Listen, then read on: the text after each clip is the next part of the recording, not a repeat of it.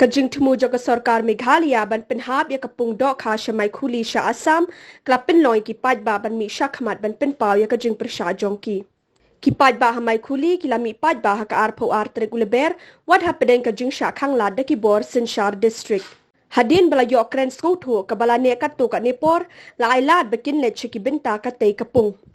Haswa kate ka jing tur shak ki binta kate kapung la pen long shwa ya ka jing elang balingkot ha ka bana kaliang ki shnong ki la pen e ki kot ki sla ki ba pen shisha ba kate ka jaka ka dehi ka badang ha phapo ka jilla Meghalaya.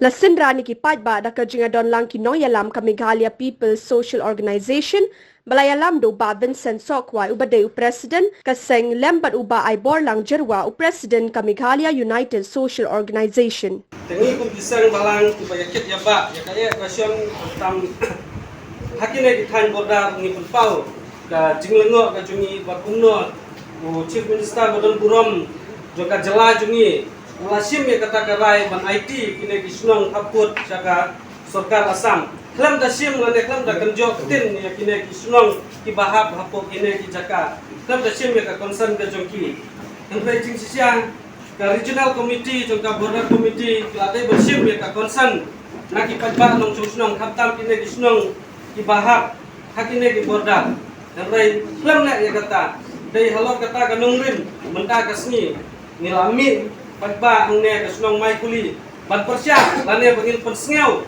saka Sorkar Meghalaya jungi ba na kalian jungi bisang balang bapya padon hangne dalile nimhun ya kata ka jingeswa ya ka memorandum of understanding ka balale yang ka Sorkar Assam ka Sorkar Meghalaya.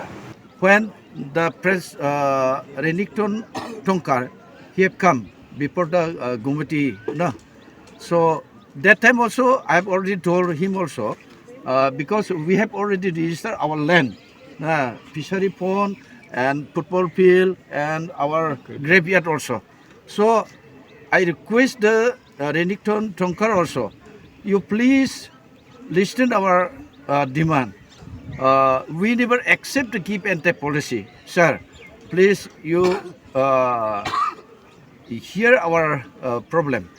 I told Mr. Renington Tongkar also. So that's my sir.